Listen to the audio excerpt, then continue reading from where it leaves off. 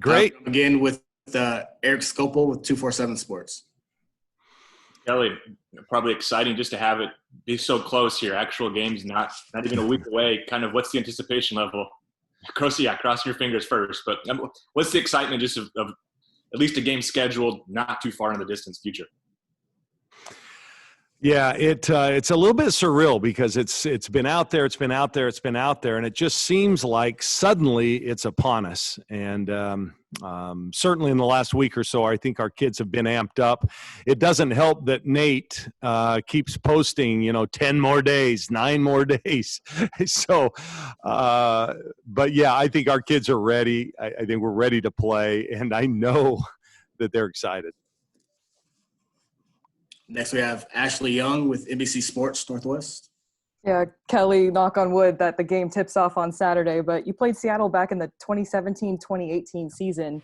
How much of that game film do you actually watch for this upcoming season, and what have you learned from it? None. We won't. That was such a long time ago. They've changed teams, so have we. They play actually tomorrow against Portland, who's our hopefully our second opponent. So we'll get a chance to see them before we play. So we'll base it all on that. And, the honest truth, Ashley, I think early in the year, I'm not really concerned about the team, the opponent. We've got so many things we've got to work on to be better. I think that's where our focus needs to be, because a week from Friday, we open Pac-12 play. I can't even believe I'm saying that. So we've just got a million things to do, and we'll just try the best we can. I'm not as concerned, and I don't mean that as a slight on our opponent. I think you understand what I'm getting at.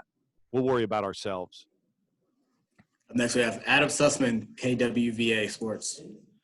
Hey, Coach. I asked Sedona about how she felt about being centrally focused in this offense after being out for 2 years, watching what it was last year. And she said she's going to have fun handling that pressure. Did you sit down with her at some point and have a conversation and say, hey, I'm going to put a lot on you? Or did you kind of just know she could handle it? Well, I talk to her every day about that kind of stuff. And by the tone in my voice and the level with which I, shout, I think she understands that I expect a lot of her. And, I don't think I'm putting too much on her. I think I have a good grasp of how much our players can handle. And I, I'm not going to ask them to do more than they're capable of. And I certainly talk in terms of, we've got a lot of capable players, so it's not just going to be on her. She's just one piece, but I think she has a chance to be a real special player. And I think we all have to remember, like she said, I came in toward the end. It's been 2.5 years. I haven't really thought of it in terms of that. 2.5 years since she's played a game. I mean, she's going to look rusty at times. I think we will as a team since we're so young, but I expect a lot of her because I think she's capable of it. Andrew Hobner, KEZI. KG, obviously there is all of the other stuff to contend with, in addition to trying to coach a basketball team this year. Obviously in past years, you've never had to deal with that. So how do you as a staff deal with not just trying to coach your players and get them ready, but keep an eye on the schedule in case something has to shift and be nimble? I mean, how much of that is Rob's kind of purview? How much are you guys in on that? And how much, in a percentage of your brain, how much space does that occupy during the season? Andrew, that is a great question. And yesterday we had a quick team meeting before practice, and I put on the board, be flexible. I think flexibility is a key word. We don't know. Utah, as we know, is out, and it's a couple weeks. Who knows if that extends into the first weekend of Pac-12 play when we play them. So all we can do is what we can do. So we've really tried to take it just one day at a time and just do the best we can, because tomorrow's not promised us. And it sounds cliche, but I think I know personally I've tried to stay off the internet because it seems like every day there's another team that's shutting down for 2 weeks. And you just know that at some point that could be us. I hope it's not, but I'm just saying that that's a possibility. I think that's something we're going to all have to live with. So let's just enjoy the moment. Let's do the best we can today and And just that's why, I crossed my fingers at the start. I'm hopeful that we play Saturday. If you're a praying person, pray for it, but the reality is, we don't know, but we're doing our best to build team, to have fun at this thing, to obviously teach. But, one of the things, Andrew, that we've been denied this year is the ability to really build cohesion off the court, chemistry. That's been one of our biggest strengths, I think, a team that really loves each other on and off the court. And we can't even meet together. We can't even eat meals together, as crazy as that sounds. And that's where you build really good memories and a tight-knit unit. So we're doing the best we can under the circumstances. Ryan Thorburn, register guard. Kelly, how unique of a player is Sedona? She was saying that, if you double team her, that's a mistake on your part. She's going to find what you've described as your best shooting team. And I imagine if you don't double team her, that could be a mistake too. Just how unique of a threat is she going to be for you guys? Well, she's unlike anybody that I've ever coached, certainly. I think she has the ability to score in and out. What I'm most impressed with is just her ability to pass the ball, to understand who's open and when, and she can get in the ball. She's really good out of the high post. You have to honor the shot from, 16 to 18 feet, or she's going to knock it down. She's a really, really good shooter. In fact, today we had a three-point drill. She scored as well as a lot of the guards. So, she's got the ability to step out and do that. I would prefer, and I wish she would get down to the block a little bit more and be a tough as nails player around the rim. She likes to float a little bit, but she's a threat inside and out, and she's going to be a load for people to guard. And she's still got a lot of work to do, and she's going to get stronger and more comfortable. And I've made some lofty comparisons to some NBA guys, and it's just not hyperbole. I really think she's got that about her. She's just got a unique skill set and great hands. Man alive. Post players always say they got to have two things, hands and heart. She's got a big heart, and she's got great hands. So she'll be a load. Next, we have Eric Scopel, 247 Sports. Taylor was saying earlier, one of the keys this offseason has just been everybody kind of finding their niche. How difficult has that been to do, though, given the circumstances? And obviously you aren't going to set anything in stone from a rotation or starting lineup perspective now, but how difficult has it been to parse through that and kind of figure out how you're going to handle that sort of thing? Yeah, it's a day-to-day event. It's a work in progress, Eric. Seriously, I just don't know how it's going to work out. I've always been a fan, and if you look at my history, I like to set a lineup and go with it. I like people to know when they're going to come in off the bench, kind of make it a routine. That's not going to be the case this year. Right now, that's not the case. I think we've got 7 or 8 players that could start, and I've never worried about who starts the game. It's who finishes that really matters. I think our lineups is going to be fluid. I think right now we're pretty solid all throughout, and we haven't had a ton of separation yet. So that's why I told him yesterday in that team meeting, find a niche, do something better than anybody else. Right now, Maddie Shear has created a niche for herself. She's our best on-ball defender. And it's not even close. She is our best on-ball defender. So if we need a lockdown kind of defender, she's earned the right to be in that position. I talked to somebody like Kylie Watson, who's so athletic and aggressive and strong. She could be the best rebounder in the conference. So she's got to focus on going every time to the boards. So that's what I talk about. Create a niche. Be the best at something. And then that makes it hard for the coach to keep you off the floor. If you don't do anything all that well and you don't distinguish yourself differently from others, then you're easy to keep on the bench. Up next, Rob Mosley, Go Ducks. Sedona is predicting it's going to be emotional for herself and for Niara. What do you want them to get out of just Saturday's game? Well, I hope they don't cry on the court. I know it will be that way. I'll have to send them to the locker room, but I understand it. Yes, it will be. It's been a long road for them. Just think of what Sedona has gone through with, some litigation, that's well known. I'm not saying anything that I think isn't out there.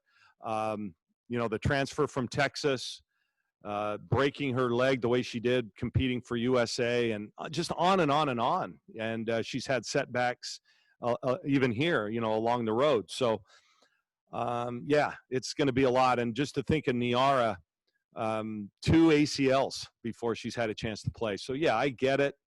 But at the same time, I think the joy that we're going to see is going to be much more worth watching on those days. It'll be bittersweet, I'm sure. Andrew Hopner, KEZI. We've talked a bit about the guards and some of the rotations that you could potentially have for this year. Among your freshmen, what has Tahina shown, and Maddie, and some of these guards, and how much, I guess, in the early going here against teams that you can afford to maybe experiment a bit, how much burn do you think some of those true freshmen might get? Again, it's still fluid, but I think Tahina Paupau's really separated herself as one of our best guards. I mean, I think she's got a chance to be really, really good for us. We don't have a ton of true point guards. She's one of them. Jazz Shelley's not really by trade a point guard. Neither is Taylor Chavez, and Maddie Shear, I think, has some of that ability to play point. But Tahina's really our only true point. Which is fine. Sabrina wasn't a true point guard, but she played a pretty good one on TV for 4 years. But, we'll just I think we just have a lot of flexibility there in the backcourt. And you'll see lots of different combinations. Sid Parrish, I think, has had a great 2 weeks of practice. She's really starting to distinguish herself as well. Taylor Mikesell's been pretty consistent. She's a deadeye. And Jazz Taylor give us, a lot of the qualities that you've already seen. So I just named 6 guards, that have earned playing time and will play. So we're going to go deep. It'll be a deep rotation. I think that will do us well in the long term. And not to mention Erin Boley. She's going to play a lot at the 3 for us. Right now, she's been our best player from day one to day, whatever it is today. She's our best player right now. Eric Gunderson, AP. You're muted, Eric. Kelly, sorry about that again. Come on, rookie. Yeah, hey, I'm sorry about that. But hey, so I did want to ask about, you talked about how it's going to be bittersweet for Sedona and Niara to get back on the floor, but obviously it has to be a little bit bittersweet getting back to this season and getting back to basketball and camp and all that stuff, knowing that last season kind of got stopped when it was such a special season. I mean, how do you feel about that personally? And how were you able to kind of get through that and focus on this team in this year and what you guys have in front of you, even though it's a little uncertain at the moment as well? Well, we'll never get over that. That will always, that left a hole in our heart forever. And in our brand new offices here, right next to Matthew Knight Arena, we actually have a trophy case that goes down the center of our offices, and we have left a platform blank. With unfinished business, and it's a place that we will keep blank until we're fortunate, we hope, someday to win a national championship. But that will always be with us. But we're not going to let it define us, right? We jumped right back up on the horse, and we're going to get going this year. And so we've put it behind us to some degree, but we'll use that lesson again to reiterate to our players, and I say it all the time, especially when I hear about somebody being injured. You just never know. You have to appreciate every moment. You have to love your teammates each and every day, get the best out of what you have each day, because tomorrow's not guaranteed you. And, we try to live by that. But we're moving on to a large degree. And this is a new team. I only have 4 returners, that went through that. But every time I see Sabrina, I'll think, gosh, what if, and Ruthie, I see all their successes. I posted on Twitter yesterday a 15-minute video that is well worth watching. And if you watch that and after that say, wow, that's not a team that would have won a national championship, then I would say you're crazy. You're crazy, because we had it in place, everything, including that bond that you need.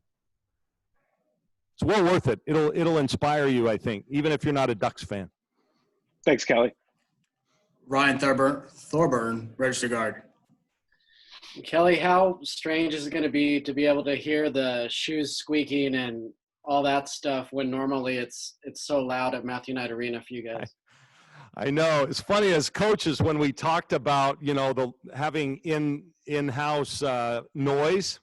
I wanted to be a smart aleck and say, now, are we going to do Matthew Knight Arena noise at home, or it's different in some of the other venues in the Pac-12. But I guess we're all going to be playing it at the same level, whatever that is. Yes, we're going to miss a great home crowd. We've been really good at home because we get such great support, and we're going to miss that. My voice will carry a lot more, unfortunately, with an empty gym. So I got to watch my language and my sarcasm, and I got to do a better job in that regard. So maybe this will be a good thing for me. We'll see. We'll see. And this mask is not going to drown out the sound, unfortunately. Eric Scopel, 247 Sports. Kelly, I wonder if you could expand a little bit upon your comments on the 2021 recruiting signees, Taylor and Philly, that I just spoke with yesterday. But can you kind of run through what you see from those two and the excitement to have those join your program? Yeah, we're really happy. I mean, we didn't need much, obviously. We're very young. I mean, we have 7 freshmen on the roster. I don't think all 7 will be around for 4 years because a couple might end up going pro a little early after they get their degrees. But we didn't need a lot, but so we set a really high bar, and I think both have fit it. Taylor Bigby, we talked about creating a niche. We don't have a player like Taylor Bigby. She's somebody that's long, athletic, really good defender, and is excellent in transition. She's going to be able to really push the tempo and then put pressure on other teams. So she's going to be a unique player. And then, Filipina, there aren't very many players walking around like her either. And they're both super nice young women that want to compete and want to get better. So they fit that part of our culture. But Philly, let's face it, she's going to be 6'8" the whole game, and she's only 3 years into it and is already very, very talented.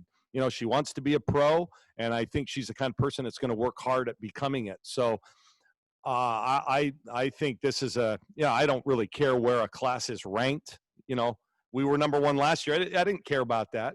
We got the right players wherever they're ranked. It didn't matter. And this same way with these guys. So I'm excited. This past week was a good week for us. We got what we needed in the class. Hayden Herrera, NBC 16. Kelly, I'm sure the parents of all of your student athletes are very, wanting to know what's going on with everything, testing, traveling. Does it help, as the parent of a Division I athlete? Does that kind of maybe ease parents' concerns as you guys go into the season? And could you give us a scouting report for number 35 this season? Okay. Let's see. The parents, one thing the university's done a great job is communicating. Ever since this COVID hit, especially starting in early summer, there was constant contact between our department, administration, and the parents. And most of our parents were involved and dialed into those Zooms, et cetera. My staff, especially Jody Berry, is great at communicating with the parents. And so you guys know me. I'm about communication, about being honest. And we've been right up front and honest with our parents the whole time. So I think it's been a collaborative effort. I think people feel good about where their kids are. When the fires hit and we had to shut down, we sent our players home. They were getting those alerts like we all were on our phones, even though the fires are a long way away. It can be a little frightening, and they were a little spooked. And so we thought, you know what? We sent them home, and we got them to Portland, and then they all went home from there. And I think the parents really appreciated that. And I thought that was they saw that as, hey, they're going to take care of my daughter when they're there. Now, what was number 35 question? Oh, just what's the outlook for number 35 look this season as the Zags get ready to start? Oh, the Zags number 35. Yeah, let's go. Well, hey, Will is excited. He's in Florida. They've, I guess, they're semi-quarantined down on the beach somewhere, I'm sure, and he's probably getting some beach time.